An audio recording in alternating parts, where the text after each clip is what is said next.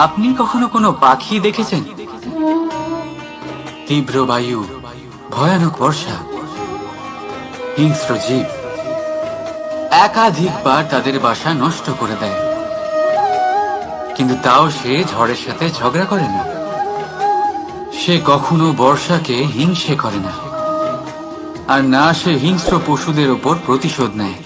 সে শুধু স্থান পরিবর্তন করে, অন্য কোনো শক্ত ডালে আবার নিজের বাসা বানাতে উদ্যোগী হয়, আর তারপর সফল হয়ে নিজের পরিবার প্রতিষ্ঠা করে। আর তারপর কিছু মাসের মধ্যেই তার ছোট সন্তানদের আকাশে ডানা মেলে উড়তে দেখা যায়।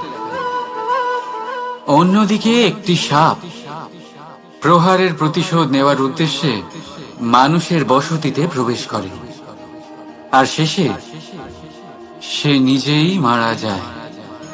এই শিক্ষাই আমাদের মানুষদের জন্য প্রযোজ্য। প্রতিশোধের আগুনে মানুষ স্বয়ং ভস্ম হয়ে যায়, উত্থান থেকে পতনের দিকে নিয়ে যায়। তাই যদি জীবনে উন্নতি করতে হয়, তবে পরিবর্তনের চিন্তা নিয়ে কর্ম করুন, নয়তো প্রতিশোধ আপনাকে রসাতলে তলিয়ে দেবে।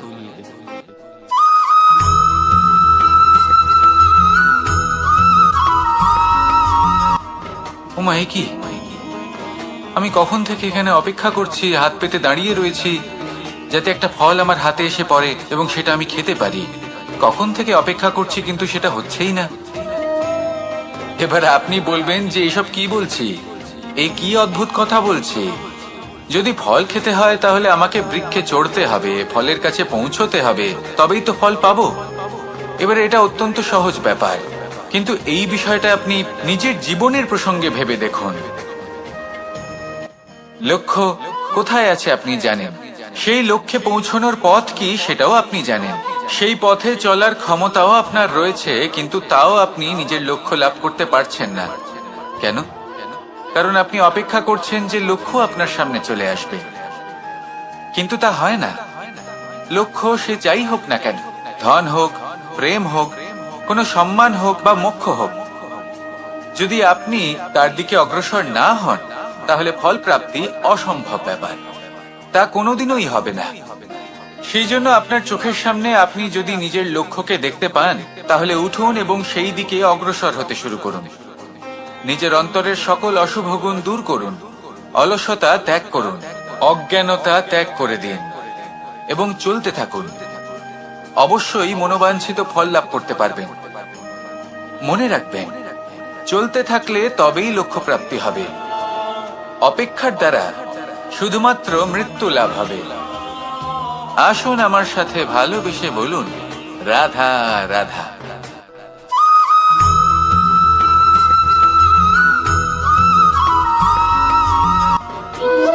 সংসারে সব থেকে কঠিন কাজ কি? কেউ বলবেন পর্বত আরোহণ করা, কেউ বলবেন সাঁতার কাটা, কেউ বলবেন আকাশে ওড়া। কিন্তু বাস্তবে সত্যি কি এগুলি কঠিন? আসলে যদি দেখা যায় তো এগুলি কিছুটা আলাদা। যে কাজ আমরা করতে অভ্যস্ত নই, আমরা তাকে কঠিন ভেবে নিই। যেমন সাঁতার কাটা আলাদা, পাহাড়ে ওঠার কলা আলাদা, আকাশে ওড়ার কলা আলাদা। যেমন কিছু মানুষ গণিত আর বিজ্ঞানকে কঠিন ভেবে নেয়, কিন্তু বাস্তবে এটা সাহিত্যের থেকে কিছুটা ভিন্ন, কঠিন নয়। দেখুন, এই সংসারে কঠিন কিছুই নেই, শুধু একে অপরের থেকে কিছুটা ভিন্ন। যেমন কোনো মানুষ হন, সম্পর্ক হোক, কারোর চিন্তাধারা বা বিচার বুদ্ধি হোক, কখনো কখনো আমরা বুঝতে পারি না, কারণ আমাদের চিন্তাধারা ও বিচার বুদ্ধির থেকে সেগুলি আলাদা। কিন্তু যদি এটা বুঝে নেওয়া যায় যে সেটা কঠিন নয়, একটু ভিন্ন মাত্র, তাহলে অনেক সম্পর্ক বাঁচানো যেতে পারে। রাধা রাধা।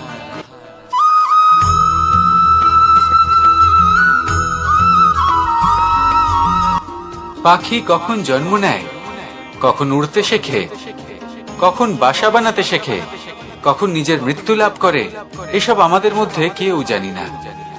কিন্তু পাখি একটা কথা খুব ভালো করে জানে, যে এই সংসারে ও যা কিছুই করুক না কেন, এই সংসারে ওকে নিয়ে কিচ্ছু যায় আসে না। এবার আমরা কি করি? কোনো কাজ করার আগে আমরা এটা ভাবি যে এই সংসার যদি আমাকে দেখে ফেলে তাহলে কে জানে এই সংসার কি ভাববে, আমার প্রতিচ্ছবি কেমন তৈরি হবে কে জানে, কে জানে কি হবে আদি ইত্যাদি। এই সব ভাবনায় আমরা মগ্ন হয়ে যাই, কিছুটা এমন ভাবে মগ্ন হই যে বর্তমানের কর্মের এই জীবনের যাত্রাপথে সেই সময়ের আনন্দ উপভোগ করতে ভুলে যাই। এবার দেখুন একটা পাখি কি করে, ওর কর্ম হলো গান গেয়ে চলা। ওই পাখি গেয়ে চলে, কেউ ওর গান শুনুক বা না শুনুক, কেউ আদৌ শুনছে কিনা সেই বিষয়টা নিয়ে সেই পাখির কিছুই যায় আসে না। সেই পাখি নিজের কর্ম করতে থাকে। হয়তো সেই জন্যই আপনি কখনো কোনো পাখিকে কাঁদতে দেখবেন না। এরকমই আপনাকে নিজেকে গড়ে তুলতে হবে। প্রথমে নিজেকে জিজ্ঞেস করুন, এই যে কর্ম আমি করতে চলেছি সেটা কি উচিত? যদি আপনার মনে হয় সেটা উচিত, তাহলে সেটা প্রমাণ করুন। এটা ভাববেন না যে এই সংসার কি ভাববে। আসুন আর আমার সাথে ভালোবেসে বলুন, রাধা রাধা।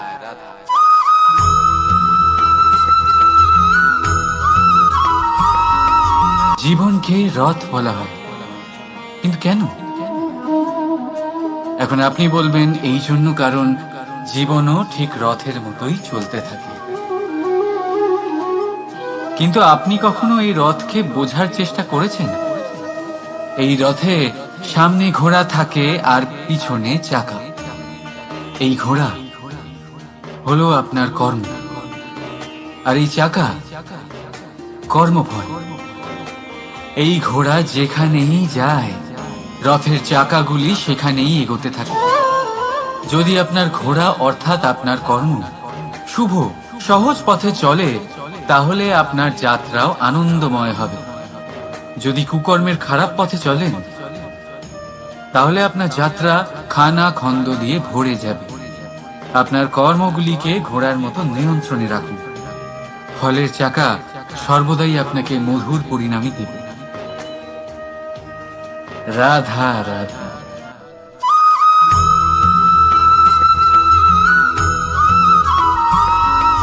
কখনো ভেবেছেন যখন মাতা সন্তানকে জন্ম দেয় তখন কি হয়? 9 মাস গর্ভে ধারণ, প্রসবের তীব্র যন্ত্রণা। যে যন্ত্রণা এতটাই ভয়ানক হয় যে মনে হয় সন্তানের জন্মের সাথে মাতারও এক নতুন জন্ম হচ্ছে। আর এই জন্মের সাথে শেষ হয় মাতার যন্ত্রণা। কিন্তু যদি আপনি আপনার দৃষ্টিভঙ্গি পাল্টে দেখেন, তাহলে আপনি বুঝতে পারবেন যে এই যন্ত্রণার অন্ত এক অপার আনন্দের প্রারম্ভ।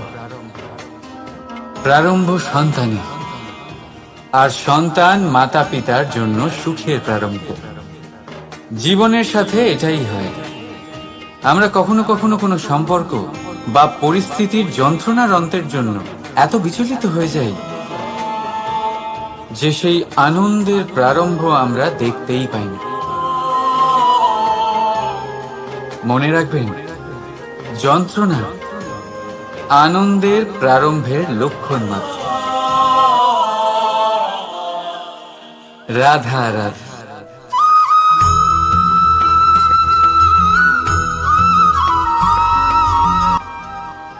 প্রকৃতি প্রত্যেক জীবকে অনুভূতি দিয়েছে যাতে সে নিশ্চল না হয়, কোনো না কোনো কর্ম করতে থাকে। আর সেই অনুভূতি হলো খিদে। পশু পক্ষী প্রাণী পরিশ্রম করতে থাকে নিজের খিদে মেটানোর জন্য। কিন্তু অন্য জীবের মতো মানুষের খিদে কি তার পেট অবধি সীমিত থাকে? পেটের খিদে মেটাতে মেটাতে কখন যে এই খিদে মন আর মায়ার তৃষ্ণায় রূপান্তরিত হয় আমরা বুঝতেই পারি। আর বেশিরভাগ ক্ষেত্রে এই তৃষ্ণা অর্থ সংগ্রহ করা অবধি সীমিত থাকে। নিজের জীবন ধারণ ছেড়ে কার জন্য এই অর্থ সংগ্রহ করছেন আপনি? আগামী প্রজন্মের জন্য। বড়ই বিচিত্র, তাই না?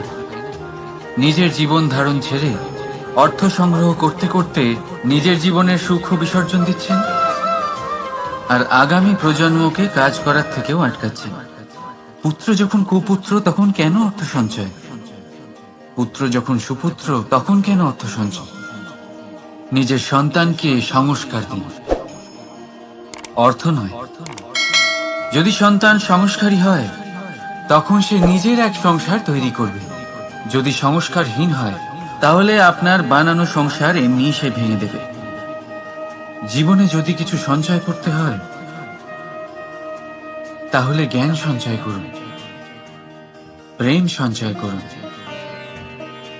আর আমার সাথে ভালোবেসে বলুন, রাধা রাধা।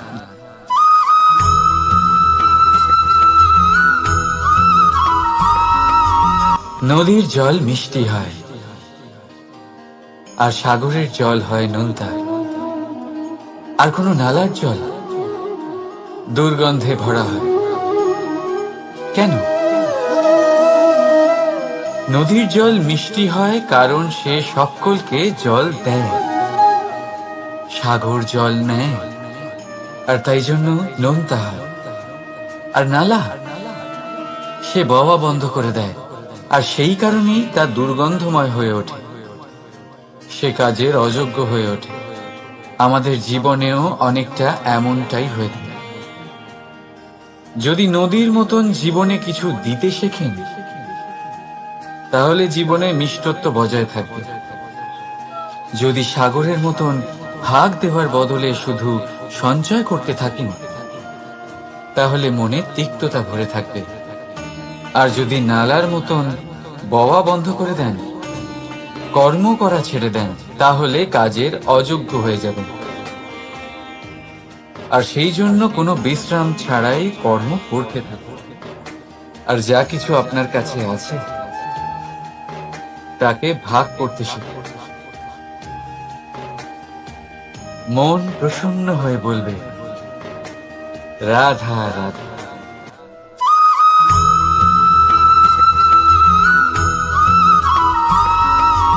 এই হিরেটা দেখতে পাচ্ছেন আপনি? লক্ষ কোটি বছর ধরে পৃথিবীর গর্ভে থাকার পরে এটা এতটা শক্ত হয়ে ওঠে। কিন্তু যখন খনি থেকে একে বের করা হয় এটি কয়লার মতোই থাকে, সাদা, শক্ত, নিস্তেজ। কিন্তু যখন একে পালিশ করা হয় তখন এটা তেজ লাভ করে, আর ঠিক তখনই এর মূল্য বৃদ্ধি পায়। সংসারে মানুষের সাথেও ঠিক এমনটাই হয়ে থাকে। মানুষের বুদ্ধি, মেধা, অভিজ্ঞতা সেই বছরগুলোর জন্য বৃদ্ধি পায় না যে বছরগুলো আমরা জীবনে কাটিয়েছি, বরং সেই মুহূর্ত থেকে ফুটে ওঠে যখন আমরা কষ্টের সম্মুখীন হয়েছি, বিপদের সম্মুখীন হই, সংকট পেরিয়েছি, ছলনা আর ক্লেশ সহ্য করেছি। এই জন্য যদি আপনার জীবনে আপনি সংকটের সম্মুখীন হন, বিপদ আসে, কষ্ট আসে, তাতে একেবারেই ভয়ভীত হবেন না। তাকে আহ্বান জানান, কারণ এই পরিস্থিতিগুলোই আপনাকে অভিজ্ঞতা দেবে যা আপনাকে উন্নত করবে। রাধা রাধা।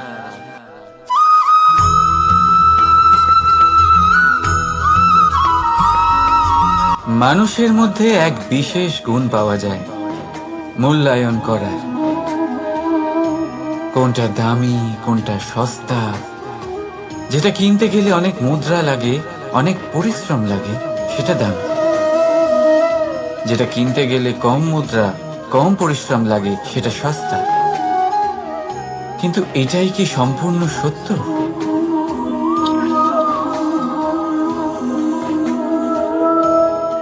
এখন আপনার সামনে একটা পাত্র আছে যাতে জল ভরা আছে, আর একটা সোনার মুদ্রা।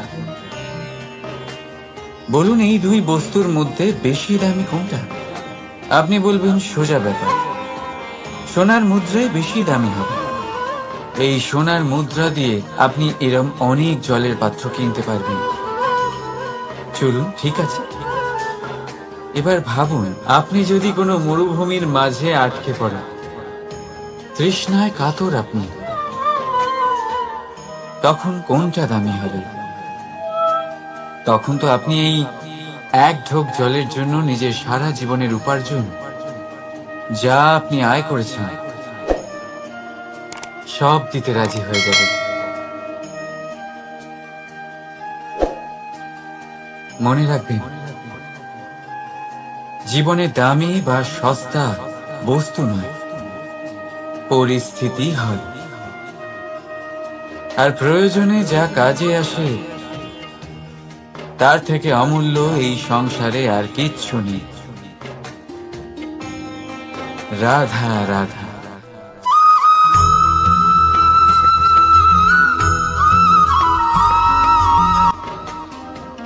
এই পদ্ম ফুল দেখতে পাচ্ছেন আপনি?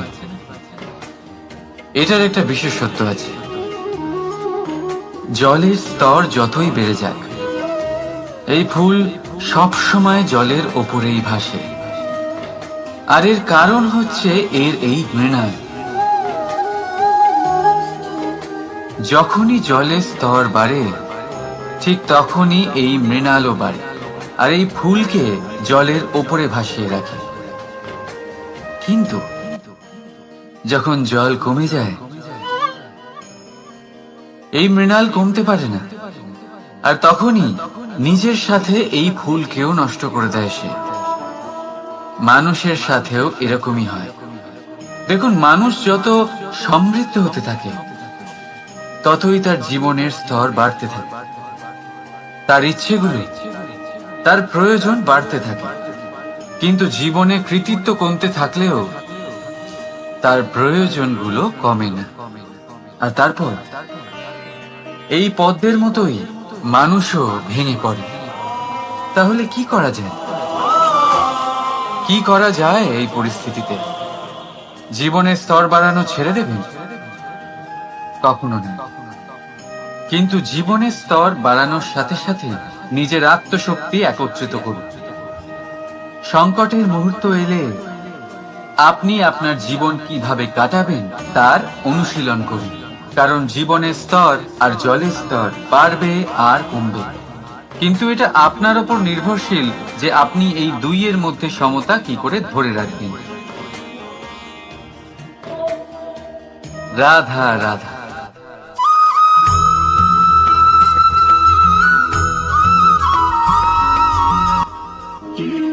আমরা সবাই জীবনে সফল হতে চাই, তাই না?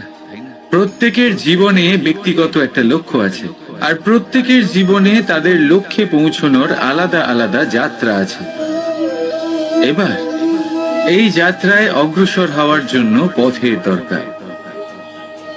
পথ, এই পথ, এটা অত্যন্ত গুরুত্বপূর্ণ। আর মানুষ এটাই বুঝে উঠতে পারেন না। অধিকাংশ মানুষ তাদের গোটা জীবন কাটিয়ে দেন এই পথ খুঁজতে গিয়ে, আর অধিকাংশ মানুষ জীবন কাটিয়ে দেন তাদের এই পথ বদলাতে গিয়ে। কিন্তু এভাবে সাফল্য অর্জন করা যায় না। এবারে আপনারা জিজ্ঞেস করবেন, কি করে সাফল্য লাভ করবেন? এই সফলতা তিনি অর্জন করেন যে তার পথ নিজেই তৈরি করেন। দেখুন, যত শক্তি আর যত সময় আপনি পথ খুঁজতে আর বদলাতে গিয়ে নষ্ট করবেন, তার থেকে কম সময় এবং শক্তির দ্বারা আপনি নিজের পথ নিজেই বানাতে পারবেন, নিজের লক্ষ্যে পৌঁছতে পারবেন। সেই জন্য বারবার আপনার পথ বদলাবেন না, খোঁজাখুঁজি করবেন না। নিজের এই যাত্রায় নিজের পথ নিজেই তৈরি করুন, আর যত তাড়াতাড়ি সম্ভব নিজের লক্ষ্যে পৌঁছে যান। রাধা রাধা।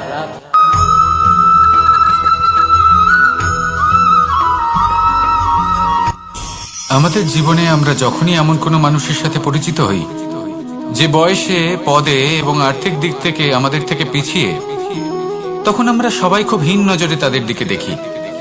মনেই করি না যে সেই ব্যক্তির নিজস্ব একটা অস্তিত্ব রয়েছে, তার নিজেরও একটা মাহাত্ম্য রয়েছে। আমাদের মনেই হয় না যে আমাদের সামনে দাঁড়িয়ে থাকার যোগ্যতা আছে তাদের। চলুন আপনাকে একটা প্রশ্ন করি, শূন্যের নিজস্ব মূল্য কোথায়?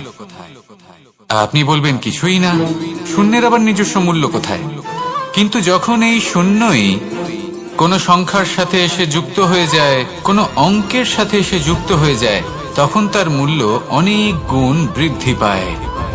অর্থাৎ এই শূন্যের মূল্য অবশ্যই আছে। আর আমাদের জীবনেও এমন কিছু ব্যক্তি থাকেন, তাদের দেখে মনে হয় যে এদের কোনো মূল্যই নেই, কিন্তু যখন এই ব্যক্তি কারোর সাথে এসে জুড়ে যান, তখন তার মূল্য সেই ব্যক্তির বৃদ্ধি ঘটায়। এই সংসারে এমন কোনো ব্যক্তি নেই যার কোনো মূল্য নেই।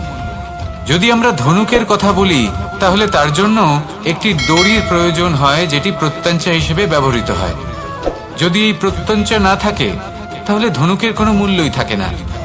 যদি প্রত্যঞ্চা না থাকে, তাহলে ধনুকের অস্তিত্ব অসম্পূর্ণ থেকে যায়। এই সংসারে যে কোনো ব্যক্তি হোক বা যে কোনো বস্তু হোক, প্রত্যেকের নিজস্ব একটি মূল্য আছে। তার সম্মান করুন, সামনে অগ্রসর হন, আর আমার সাথে ভালোবেসে বলুন, রাধা রাধা। সুখ, দুঃখ এবং শক্তি, এই তিন হলো এই সংসারের ত্রিদেবের মতো। আমাদের জীবনে যা কিছু ঘটছে, যদি অন্তরে শুভ চেতনা না থাকে, তাহলে এই শিক্ষার কোনো গুরুত্ব থাকে না। দ্বিতীয় স্তম্ভ, ব্যবসা। পরিশ্রম করে উপার্জন করতে হবে, এই কথাটা আমরা সবাই জানি এবং সবাই চেষ্টাও করি। কিন্তু ব্যবসা করতে করতে আমরা এটা ভুলে যাই আমাদের ব্যবহার কেমন হয়ে পড়েছে। এই ব্যবহার যদি শুভ হয়, তাহলে আমাদের উপার্জন আস্তে আস্তে একটা স্থির জায়গায় এসে পৌঁছবে। এবং তৃতীয় স্তম্ভ, আমাদের ভগবান। যদি ওনার স্মরণে আপনি যেতে চান, তাহলে তার পূর্বে নিজের মা বাবাকে সেবা করুন, তাদের যত্ন করুন, তাদেরকে ভালোবাসুন, কারণ ওনারাই হলেন এই সংসারে আপনার সব থেকে বড় ইষ্ট। তাহলে তিন স্তম্ভের সাথে সাথে তাদের আধারকেও নিজের জীবনে প্রাধান্য দিন। কোনো সমস্যা আসবে না, জীবনে একের পর এক উন্নতি করবেন এবং এই মন প্রসন্ন হয়ে বলবে রাধা রাধা। করা সত্ত্বেও সামনে অগ্রসর হতে পারেন না, তখনও জীবনে কঠিন পরিস্থিতি আসতেই থাকে। এমনটা ঠিক কেন হয়?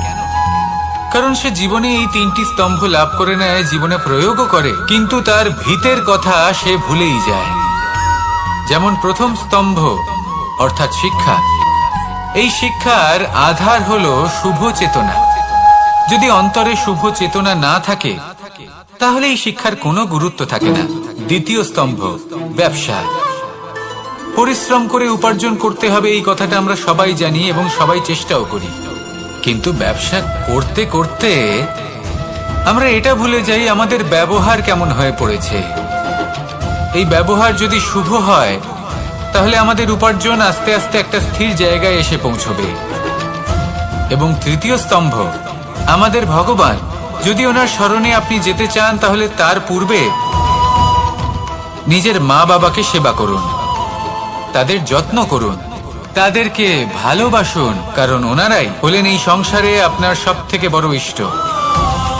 তাহলে তিন স্তম্ভের সাথে সাথে তাদের আধারকেও নিজের জীবনে প্রাধান্য দিন। কোনো সমস্যা আসবে না, জীবনে একের পর এক উন্নতি করবেন এবং এই মন প্রসন্ন হয়ে বলবে রাধা রাধা। সুখ, দুঃখ এবং শক্তি, এই তিন হলো এই সংসারের ত্রিদেবের মতো।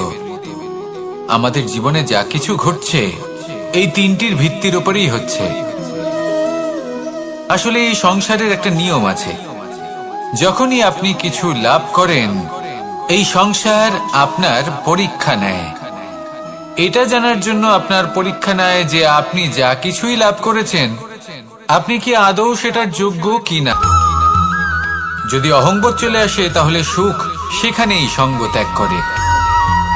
দুঃখ আপনার ধৈর্যের পরীক্ষা নিতে থাকে, আর যদি আপনার মধ্যে ধৈর্য না থাকে, তাহলে এটা আপনাকে আরো বেশি দুঃখের গভীর অন্ধকারে ঠেলে দেবে। সেখানে শক্তি পরীক্ষা নেয় আপনার বিনম্রতার। যদি আপনি বিনম্র না হন, তাহলে হয় এই শক্তি আপনার সঙ্গ ত্যাগ করবে, নয় এই শক্তি বিনম্রতার অভাবে আপনার পতনের কারণ হতে পারে। এই সংসারে যে কোনো ব্যক্তি যিনি এই পরীক্ষায় উত্তীর্ণ হয়ে থাকেন, এই জীবনে তিনি সাফল্য লাভ করেন। আসুন আমার সাথে ভালোবেসে বলুন রাধা রাধা। ভয়ের সাথে আমরা সবাই পরিচিত, কষ্টও আমরা সবাই পেয়েছি। কখনো কখনো আমরা অসুস্থ হয়ে পড়ি, আর এমন সময় হলে মাতার মমতা, কখনো বাবার স্নেহ, কখনো বন্ধুদের পাশে থাকার অনুভূতি আমাদের রোগ নিরাময়ে সাহায্য করে। কখনো যদি আমরা নিরাশ হয়ে পড়ি, তখন যদি আমাদের কোনো আপনজন আমাদের দুটো ভালো কথা বলে, তখন আমাদের মনোবল বেড়ে যায়। ঠিক তেমন সংসারের এই রঙ্গমঞ্চে যদি আপনি পীড়িত অনুভব করেন, কিছু শুভ কথা আলোচনা করুন, কিছু স্তুতি গান করুন, কিছু মুহূর্তের জন্য হলেও নিজের ইষ্টদেবের কথা স্মরণ করুন আর প্রার্থনা করুন। সাহস বাড়বে, শক্তিও বৃদ্ধি পাবে এবং সামনে এগিয়ে চলার পথও দেখতে পাবেন। তখন এই মন প্রসন্ন হয়ে বলবে, রাধা রাধা। এই সংসারে কখনো কোনো ব্যক্তিকে তার বাইরের পোশাক দেখে বিচার করার চেষ্টা করবেন না, এটা খুব বড় ভুল করবেন। যেমন আমরা জীবনে অনেক সময় এমন করি, ধরুন কোথাও একটা গাছ দেখলাম, খুব বিশাল আকারের একটা গাছ, যেটা মাটির থেকে অনেক উঁচুতে পৌঁছে গেছে, যার বিশাল শাখা আছে। সেগুলো দেখে আমরা ভাবি যে এই গাছে হয়তো কত সুস্বাদু ফল আছে, আমরা সেই গাছের পরিচর্যা করতে থাকি। আবার অন্যদিকে হলো একটি তৃণ, যেটা মাটি থেকে কিছুটা উঁচুতে পৌঁছেছে, কিন্তু সেই তৃণর নিচে, মাটির নিচে অত্যন্ত সুস্বাদু ফল বা সবজি জন্ম নেয়, যা আমাদের স্বাস্থ্যের পক্ষে অত্যন্ত উপকারী। সেই জন্য কখনো আবরণ দেখে কাউকে বিচার করতে চেষ্টা করবেন না। তার বদলে এটা বোঝার চেষ্টা করুন যে আপনার সামনে যে ব্যক্তি আছে বা বস্তু আছে, তার বিশেষত্ব কি। যদি এই বিশেষত্ব বোঝার ক্ষমতা আপনি অর্জন করেন, যদি এই শিল্প আপনি নিজের ভেতরে জাগ্রত করেন, তাহলে এই সংসারে বিশেষত্ব কি সেটা আপনি জানতে পারবেন। আর এই সমস্ত খেলা দৃষ্টি থেকে নয়, দৃষ্টিভঙ্গি থেকে জন্ম নেয়। দৃষ্টিভঙ্গি সবসময় শুভ রাখুন আর আমার সাথে ভালোবেসে বলুন, রাধা রাধা। যখন আমরা কোনো বনে প্রবেশ করি, তখন এই সবুজ ঘাস দেখে, এই কোমল ঘাস দেখে আমাদের মন প্রফুল্ল হয়ে ওঠে। ভিন্ন ভিন্ন প্রজাতির ফুল, ভিন্ন ভিন্ন রঙের ফুল দেখে এই মন আনন্দে ভরে ওঠে। এখানে শিশুরা আনন্দ লাভ করে, বড়রা ভোজন গ্রহণ করেন, কথাবার্তা বলেন, হাঁটাহাঁটি করে বেড়ান। এবার ভেবে দেখুন, যখন এই উপবনের নির্মাণ হয়েছিল, সেই সময় যদি এই মাটিকে সঠিকভাবে খনন না করা হতো, যদি তাতে সঠিকভাবে বীজ রোপণ না করা হতো, যদি কোনো সংঘর্ষ না হতো, পরিশ্রম না করা হতো, যদি চলতে চলতে পায়ে কাঁটা না বিঁধে যেত, তাহলে এই সুন্দর বন দেখে আমরা কি এই আনন্দ লাভ করতে পারতাম?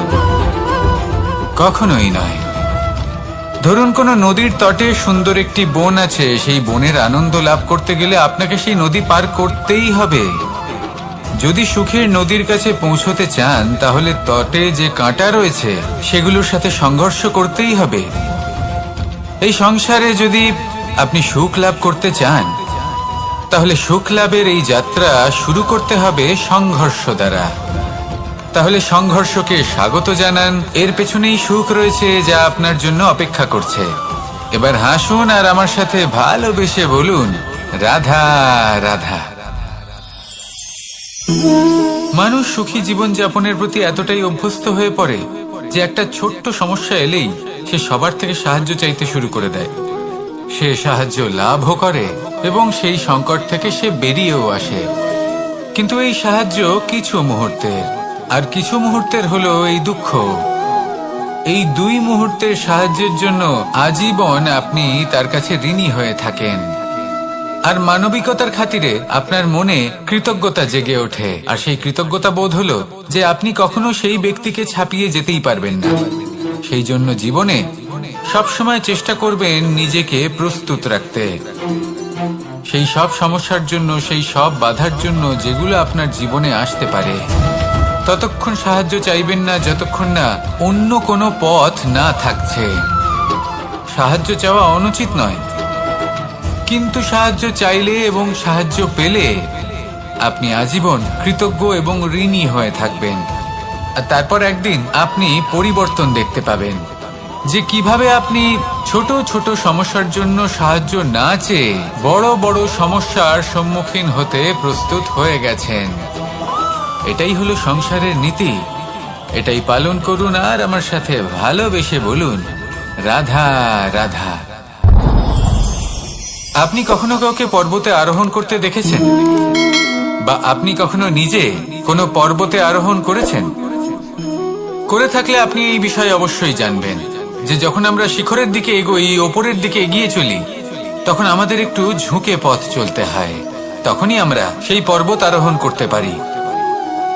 কিন্তু যে ব্যক্তি নিচের দিকে ফিরে আসছেন, তিনি কিন্তু ঝুঁকে চলেন না, তিনি দৃঢ়ভাবে সোজা হয়ে নিচে নামেন। এই ভারসাম্য বজায় রাখার এই খেলাতে সংসারের একটা সার লুকিয়ে রয়েছে। যদি আপনিও জীবনে উঁচুতে উঠতে চান, শিখরে পৌঁছতে চান, তাহলে আপনাকেও নত হয়ে বিনম্র হয়ে সামনে এগোতে হবে। সেখানে যদি আপনি বুক চিতিয়ে উদ্ধতভাবে অহংকার বোধ নিয়ে চলতে থাকেন, সেখান থেকেই আপনাকে নিচে নামতে হবে। কোনো ব্যক্তি তার বিনম্র স্বভাব দেখেই বোঝা যায় যে সেই ব্যক্তি সাফল্যের শিখর দেশে আরোহণ করছে নাকি নিচে তথা খাদের দিকে যাত্রা করছে।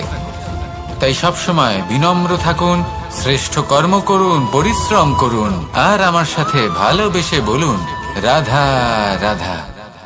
মানুষের জীবনে প্রথমে আপনাকে বুঝতে হবে যে মানুষের মধ্যে 4টি মূল তত্ত্ব আছে। প্রথম হলো তার শরীর, যার দ্বারা উনি যে কোনো কর্ম করে থাকেন। দ্বিতীয় তত্ত্ব হলো তার মন, যার দ্বারা কোনো কর্ম করার জন্য সে নিজেকে প্রেরণা দিতে থাকে। তৃতীয় তত্ত্ব হলো বুদ্ধি, যে কর্ম আমরা করতে চাই, যে লক্ষ্যে আমরা পৌঁছতে চাই, সেটা আমরা কিভাবে কোন পথে করব সেটা স্থির করা যায় বুদ্ধি দিয়ে। আর চতুর্থ তত্ত্ব হলো আত্মা। আত্মা হলো এমন এক তত্ত্ব যার কোনো সমাপ্তি নেই। আত্মা হলো অজয়। কিন্তু এরও শুদ্ধিকরণের প্রয়োজন হয়। এই 4টি তত্ত্বের শুদ্ধিকরণ করতে থাকুন, এদের নির্মল রাখুন, শুদ্ধ রাখুন। এবং এটা কিভাবে হবে? শুভ চেতনা দ্বারা, জ্ঞানের দ্বারা, এবং সব থেকে বেশি গুরুত্বপূর্ণ প্রেমের দ্বারা। আসুন আমার সাথে ভালোবেসে বলুন, রাধা। তৃতীয় হলো আত্মবিশ্বাস। হেরে যাওয়া বস্তুও আবার জিতে নিতে পারবেন যদি আপনার নিজের আত্মবিশ্বাস থাকে, তাহলে আপনি কখনো পরাজিত হবেন না। এবং তৃতীয় হলো অহংকার। জয়লাভ করার পরেও কিন্তু এটা আপনাকে পরাজিত করতে পারে। সেই জন্য জীবনে সঙ্গবদ্ধ হন, আত্মবিশ্বাস রাখুন, কিন্তু কখনোই অহংকার করবেন না। এই অহংকার আপনার থেকে সব কিছু কেড়ে নিতে পারে। এই অহংকারের জন্যই মথুরাপতি কংস নিজের পতনের দিকে অগ্রসর হয়েছিলেন। এই অহংকারকে ত্যাগ করুন আর আমার সাথে ভালোবেসে বলুন, রাধা রাধা। এই সংসারে সব থেকে বেশি কঠিন কাজ কোন থেকে কঠিন কাজ? কারণ যখন আপনি তপস্যা করেন, তখন সেখানে আপনার ধৈর্য ভাঙার মতো কেউ থাকেন না, না কোনো বন্ধু, না কোনো আত্মীয়, না কোনো শত্রু, কেউ না। কিন্তু যখন আপনি এই সমাজে, এই পরিবারে থাকেন, কোনো না কোনো ব্যক্তি এসে আপনার ধৈর্যের বাঁধ ভেঙে দেওয়ার ক্ষমতা রাখেন। তারা আপনার ধৈর্যের বাঁধ ভেঙে দেয়, আর কখনো কখনো তারা অনিচ্ছাকৃতভাবেই সেটা করে থাকেন। কারণ তাদের মানসিকতা আপনার থেকে আলাদা, তাদের কর্ম আপনার থেকে আলাদা, তাদের দৃষ্টিভঙ্গি আপনার থেকে আলাদা, জীবন যাপন আপনার থেকে আলাদা। সেক্ষেত্রে আপনি ধৈর্যচ্যুত হন, প্রসন্নতা আপনার থেকে ছিনিয়ে নেওয়া হয়। সেই জন্য এই সংসারে, এই পরিবারের থেকেও ধৈর্য ধরে সামনে অগ্রসর হওয়া কোনো পর্বতের শিখরে গিয়ে তপস্যা করার থেকেও অনেক বেশি কঠিন। আর যে ব্যক্তি এই সমাজেই, এই পরিবারে, সেই সকল মানুষের মধ্যে থেকে গিয়েও ধৈর্য ধরে অগ্রসর হতে থাকেন, যারা এই কাজটা শিখে নিতে পারেন, তারাই কিন্তু জীবনে আনন্দ লাভ করতে পারেন। এই ধৈর্যই শেষে আপনার জীবনে প্রসন্নতা বহন করে আনবে। তাই ধৈর্য ধরে জীবনের পথে অগ্রসর হন আর আমার সাথে ভালোবেসে বলুন, রাধা রাধা। কোথাও রোপণ করার আগে বোঝার চেষ্টা করুন যে যার উপর আপনি বিশ্বাস করতে চলেছেন সে কি আদৌ আপনার বিশ্বাসের যোগ্য কি না। ভেবে দেখুন সেই ব্যক্তি ভবিষ্যতে গিয়ে আপনার বিশ্বাস ভাঙতে পারে কি না। এটাও ভেবে দেখুন যে যাকে আপনি বিশ্বাস করতে চলেছেন তাকে আপনি বিশ্বাস করলে নিজের জীবনের উদ্দেশ্যে আপনি অগ্রসর হতে পারবেন কি না। আর তার জন্য প্রয়োজন সঠিক সিদ্ধান্ত, পরখ করা, কোনটা উচিত কোনটা অনুচিত সেটা বোঝা। আর তাতে কিন্তু আপনি সন্দেহবাতিক হবেন না, তাতে আপনি আরো নিপুণ হয়ে উঠবেন। তাই যদি আপনি নিপুণ হয়ে উঠতে চান তাহলে বোঝার চেষ্টা করুন, পরখ করে দেখুন, কোনটা উচিত কোনটা অনুচিত বুঝুন। আর বিশ্বাস তখনই করুন যখন আপনি 100% নিশ্চিত হবেন যে সে বিশ্বাসের যোগ্য। আসুন আমার সাথে ভালোবেসে বলুন রাধা রাধা। রাধা কখনো কখনো আমার জন্য বড়ই সুগন্ধি আতর নিয়ে আসে, পারিজাত ফুলের মালা নিয়ে। মনে রাখবেন আপনি হলেন সেই দুধ যাকে মন্থন সহ্য করতে হবে মাখন হয়ে ওঠার জন্য। মনে রাখবেন আপনি হলেন সেই ফুলের মতন যাদের পিষ্ট হতে হবে সুগন্ধি আতর হয়ে ওঠার জন্য, যাকে এই সংসার পছন্দ করে। কখনো কখনো জীবনে আপনার সাথে খারাপ শুধুমাত্র এই কারণে ঘটে যাতে আপনার শ্রেষ্ঠ রূপ এই সংসারের সামনে আসতে পারে। শুধুমাত্র কঠিন পরিস্থিতি এবং বিপদকে একটা সুযোগ হিসেবে দেখার চেষ্টা করুন। আপনার জন্য এই সংসার বদলে যাবে, সংসারকে দেখার দৃষ্টিভঙ্গি পাল্টে যাবে, আপনার ভাগ্য পাল্টে যাবে। আর এই মন প্রসন্ন হয়ে বলবে রাধা রাধা। পাশা নামক এই খেলাটি আপনারা নিশ্চয়ই খেলেছেন, না খেলে থাকলে দেখেছেন, আর যদি দেখেও না থাকেন তাহলে নিশ্চিত রূপে শুনেছেন। মহাভারতের এই মহাযুদ্ধ কোথাও না কোথাও এই পাশা নামক খেলার কারণে হয়েছিল। পাশার এই বিচিত্র খেলা, দান, এইসবের কারণে কেউ নিজের মাথায় রাজ মুকুট পরিধান করেছিলেন, আবার সেখানে পরাজিত হওয়ার জন্য কাউকে বনবাসও ভোগ করতে হয়েছিল। কিন্তু এই খেলা সমাপ্ত হওয়ার পরে সমস্ত ঘুঁটি আর এই পাশার ছক একই পুটলিতে স্থান পেল। এটাই হলো আমাদের জীবন। এই সংসারে আমরা জয় পরাজয়ের বিষয়ে এতটাই ভাবি, এত চিন্তা করি যে এই জীবনের খেলার আনন্দটাই উপভোগ করতে পারি না। আর অবশেষে কি হয়? কেউ জয়ী হন, কেউ পরাজিত হন, কিন্তু দুজনেই একই স্থানে পৌঁছে যান। প্রত্যেক ব্যক্তি মৃত্যুর পরে একটি নির্দিষ্ট স্থানেই পৌঁছতে বাধ্য, কিন্তু ততক্ষণ এই জীবন, এই খেলা, তার আনন্দ উপভোগ করুন। এই সংসারে সেই ব্যক্তি শ্রেষ্ঠ স্থানে পৌঁছতে পেরেছেন যিনি এই সংসারকে প্রকাশ প্রদান করেছেন, যিনি কখনো জয় পরাজয় এই বিষয়ে ভাবেননি, শুধু এই জীবনের খেলার আনন্দ উপভোগ করেছেন। এটাই আপনিও করুন আর আমার সাথে ভালোবেসে বলুন রাধা রাধা। প্রত্যেক মানুষ নিজের জীবনে দুঃখ অনুভব করেন। প্রত্যেকের দুঃখ আলাদা হতে পারে। কারোর মনে এই দুঃখ থাকে যে সে তার বাবা মায়ের সব ইচ্ছে পূরণ করতে পারেননি।